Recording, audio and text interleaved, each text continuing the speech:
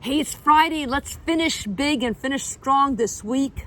I'm coming at the end of the week in Lebanon. I'll be stopping in Turkey for a couple of days on the way home, but still got a couple more days in Lebanon. So if you're following our journey, hope you're enjoying it. I always chuckle because I record these in batches. This is a longer batch, which means you see this pretty flowery shirt, daisies, one of my favorite flowers. What's your favorite flower, speaking of?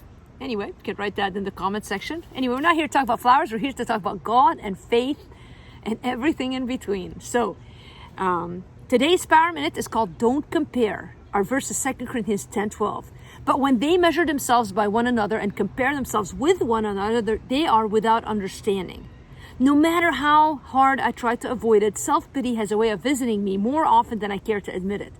Over time, I've noticed that I know the exact cause that leads me down the road to self-pity. It always seems to happen the very moment my eyes wander from all the blessings God has given me and become fixed on what others have that I want. Suddenly, discontentment sets in, and my entire self-worth becomes at stake. Does God really love me? I begin to ask myself, is he fair? You'd think I'd have learned by now. Comparison is indeed the thief of all joy. And the test of contentment is how we react when others get what we want. Are you content with what God has given you? Do you believe that your loving Father is behind every good and perfect gift in your life? It's time to let go of our expectations and hang on to the truth of God's word and see him guide us out of the pit of self-pity with his grace. Only God's love is strong enough to bail us out. Only his love is strong enough to shield us from ourselves. Think about this reflection question today. What are some steps you can take to avoid making it down the road of comparison leading to self-pity? Are there some apps you need to better control or habits you need to adjust? These are fair questions in a world of the phone and social media and all that comes along with that.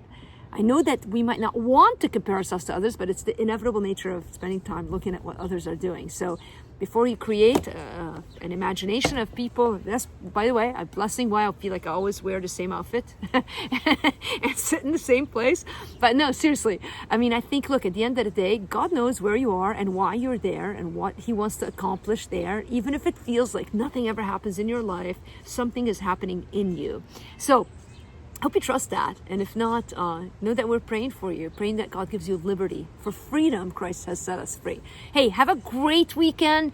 Spend time with God. Go for a walk with him. Pray, worship him. Sing songs of praise to him. It'll change your outlook on life. I know that because I get stuck in the same ruts as you. And I also know that the only thing that gets me out of them is the Lord. All right, y'all have a great day. If you need anything, let me know. DM me.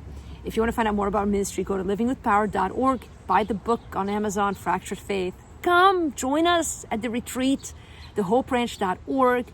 Man, we'd love to host you, a place of quiet and solitude where you can just connect with God. We have a planned schedule, like sort of freedom within a context of some scheduling. So anyway, all this to say, have a great weekend. Bye.